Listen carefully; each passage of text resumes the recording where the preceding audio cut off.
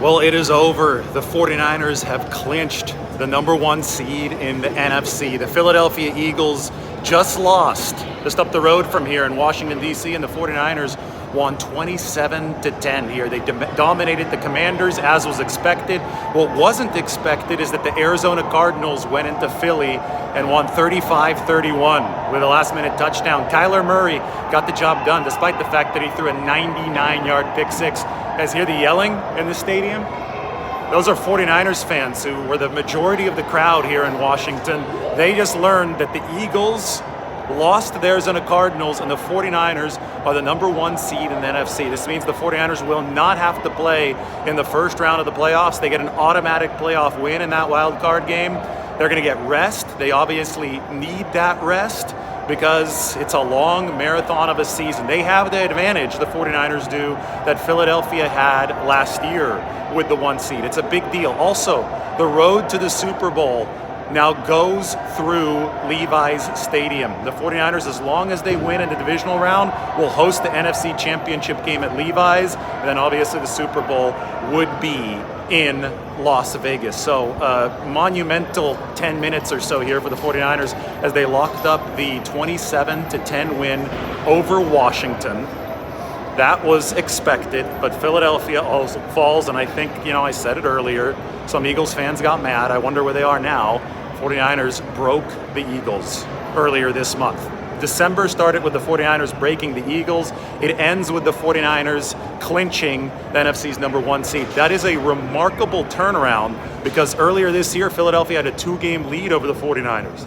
It took the San Francisco 49ers clawing back in that race, first with a Philly loss and then beating Philadelphia, obviously. That was huge. And then Philadelphia, the wheels have just fallen off for that team. They're just not very good.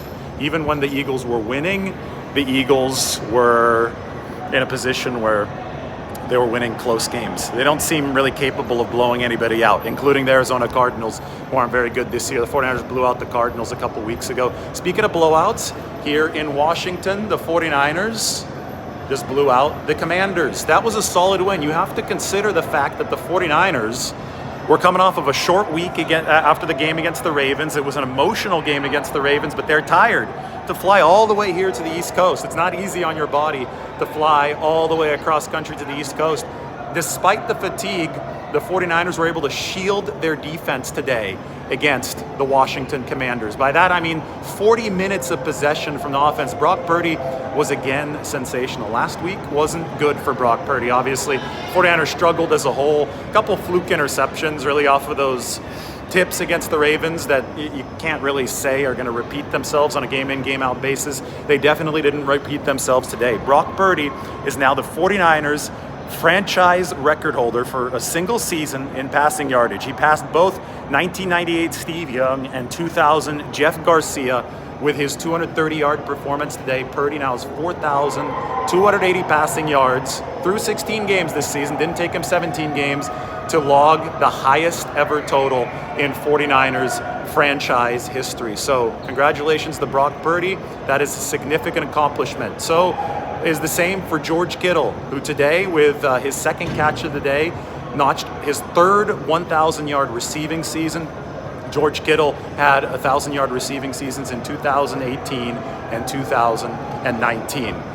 49ers offensively today, they lost Christian McCaffrey. McCaffrey, a little calf injury they said that he had, but I don't think that there is huge concern. I'm about to go in and talk to Kyle Shanahan and be in the 49ers locker room. Christian kept his helmet on and looked like he wanted to come back into the game. Obviously did not come back into the game. I think it was precautionary because guess what? The 49ers had Elijah Mitchell running really, really well for them as they were grinding out those 40 minutes of possession. This is just the right time of the year to notch yourself, another weapon, right? The 49ers, in that run game, you want that secondary weapon to keep yourself fresh, to hit defenses with those fresh legs in the postseason.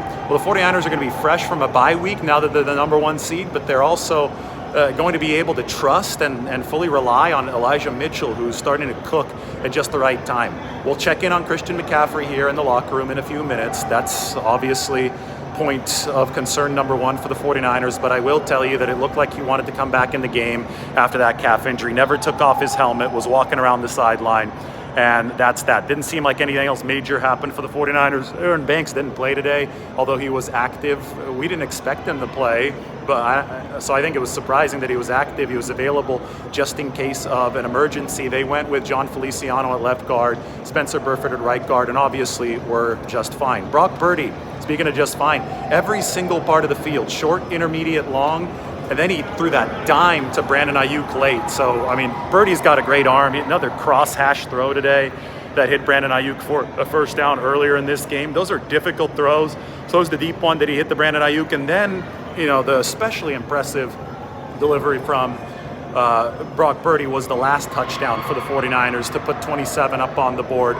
Scrambles out of the pocket, buys time, and then throws back across the field. A difficult throw again, but it's his legs. It's Brock Purdy's quickness. He's one of the quicker quarterbacks in the NFL. It's his quickness that got away from the pass rush to set up the touchdown to Brandon Ayuk. That is exactly the added dimension that Kyle Shanahan has been looking for from his quarterback. He's wanted somebody that obviously is accurate from the pocket, but can also extend plays and deliver with his legs. And so many times today, Brock Purdy got away from would-be sacks because of that very, very quick burst that he has, that twitch that he has, they get out of the pocket. And then he's also smart enough, though, to combine the athleticism with the wherewithal to see down the field and hit those open wide receivers. So big performance from him today. He is the 49ers single-season franchise record holder for passing yards, 4,280.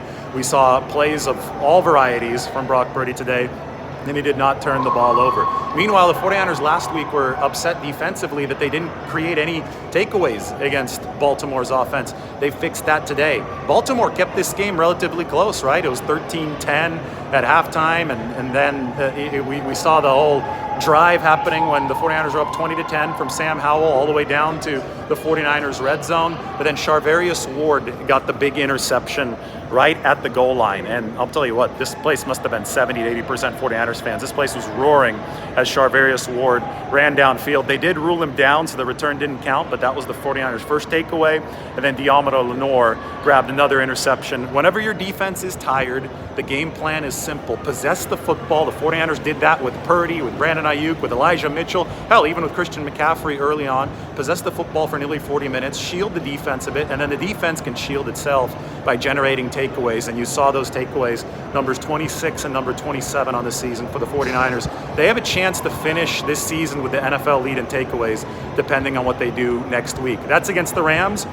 The good news, though, for the 49ers is they've already secured the 1 seed. So I'm about to head into the locker room, see what the 49ers think about the 1 seed. It means a playoff win in all essence, and we'll see how they play it next week against the Rams. Once again, 49ers 27, Washington 10.